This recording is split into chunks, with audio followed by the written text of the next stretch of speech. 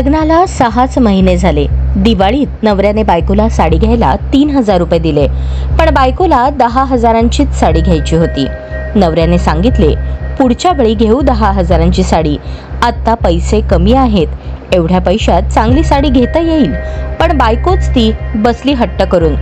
लावला आईला फोन आणि सांगितलं, मला 10,000ंची साडी घ्यायची आहे, पण नवऱ्याने 3,000 दिले। आईने लेकीला फोन जावयाकडे दे म्हणून सांगितलं।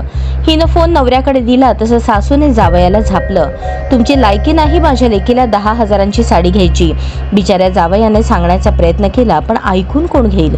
फोन बंद झाला आणि आईने लाडक्या लेकीच्या अकाउंटवर 10,000 पाठवले। हळूहळू असे छोटे छोटे वाद मग मोठ्या मोठ्या भांडणात त्याचं रूपांतर झालं आणि भांडणं कोर्टात गेली। ते आजही चालूच आहे। ही सत्य घटना आहे, जिथे एका आईच्या चुकीच्या पाठिंब्यामुळे स्वतःची मुलगी सासरहून कायमची माहेरी आली। मुलींना आईने किती पाठीशी घालावं किंवा मुलींच्या संसारात आईने का म्हणून हस्तक्षेप करावा, इतकाच लेकीचा पुळका होता। प्रेम होतं तर एखादा घर जावई शोधायचा, सासूच्या तालावर नाचणारा। 27-28 वर्षांपूर्वी ज्या मुलींची लग्न झाली, ज्यांना कधी तोंड उघडायचीही मुभा नव्हती, आज तीच मुलींच्या संसारात नाक तोंड खूप असते। आईचं मुलीच्या संसाराची राख करताना दिसत आहे। अशा बायकांनी स्वतःचा भूतकाळ आठवावा। आपल्या वेळी काय कसे दिवस होते, जिथे सासू सासरे दीर नणंद यांच्यासमोर बोलायची हिंमत नव्हती, आणि आज काळ बदलला म्हणून स्वतःच्याच मुलीच्या संसाराचे वाटोळे करायला निघाली। खरं तर हल्लीच्या मुलींना सुद्धा सासरची प्रत्येक गोष्ट माहेरी सांगायची सवयच लागली आहे। ज्या मुलीला स्वतःचा संसार कळला, ती मुलगी कधीच सासरचे कुठलेच विषय माहेरपर्यंत आणत नाही। मुलीपेक्षा आईच बोलायला वरचढ असेल तर कशाला लेक सासरी राहील। मुलगी सासर सोडून माहेरी राहण्यात कसला मोठेपणा वाटतो। वाद मिटवताना 4 पाहुण्यात जर बाप स्वतःचं तोंड झोडून घेत असेल तर विचार करा, सासरहून माहेरी आलेल्या मुलीला क्षणाक्षणाला समोर बघून काय वाटत असेल त्या बापाला। सासरी नांदणारी मुलगी आईबापाच्या सगळ्यात मोठा आनंद असते।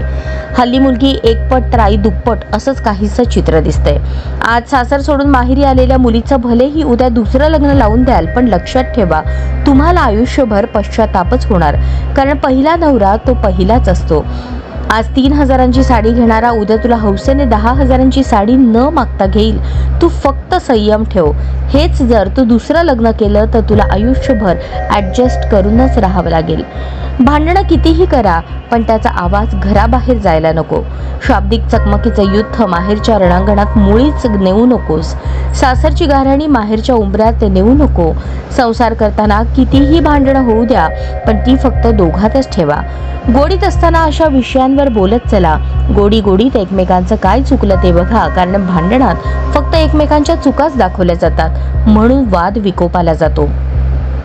दोघांपैकी किमान एकाने तरी स्वतःवर संयम ठेवला पाहिजे, समजून घेतलं पाहिजे, तरच संसार सुखाचा होईल। हे स्वानुभवाचे बोल आहेत। जर मुलींनी छोट्या छोट्या गोष्टी माहेरी सांगितल्या नाहीत तर बरेचसे घटस्फोट वाचतील, बरेचसे संसार वाचतील। एक आम्ही होतो, गळ्यातले काळेमणी आणि 2 फुटक्या मंगळसूत्राच्या वाट्यावर संसाराचा आभाळभर आनंद उपभोगणारे, कपाळावरच्या कुंकवाला बघून नवऱ्याला दीर्घायुष्य लाभावं म्हणून देवाला हात जोडणारा आमचा काळ। 2 वेळचा पोटाला पोटभर मिळालं तरी आम्हाला समाधान असायचं, आणि आता बंगला गाडी गडगंज मालमत्ता असूनही सुखी समाधानी नाही। हल्लीच्या मुली यांच्या अपेक्षाच संपत नाहीत, परिणाम घटस्फोट। मुलींच्या आईंनो, तुम्ही स्वतःला विचारावं, तुमच्या संसारात तुमच्या पण आईवडिलांनी कधी अशी लुडबुड केली का? मुळीच नाही। पूर्वी इतका छळ मारहाण व्हायची तरी सुद्धा आईवडील समंजसपणे 4 पाहुणे रावळे गोळा करून वाद मिटवत, कारण मुली माहेरी येऊन राहणं हे त्यांच्या बुद्धीला कधीच पटलं नाही। वाद झाल्यानंतर माहेरी आलेल्या मुलीला 2 दिवसात सासरी नेऊन सोडवायचे। मेलेली आणून सोडली, जिवंत विचारायला येईल, हे वाक्य किती जणांना माहीत आहे? राग येईल, पण आजची स्त्री बदनाम होत चालली। सासू सासऱ्यांना मारहाण, नवऱ्याला छळणाऱ्या, त्याला आत्महत्या करायला भाग पाडणाऱ्या, क्षणाक्षणाला कायद्याचा धाक दाखवणाऱ्या मुलींना, बायकांना खरंच धाक राहिलाच नाही। तेव्हा भानावर या।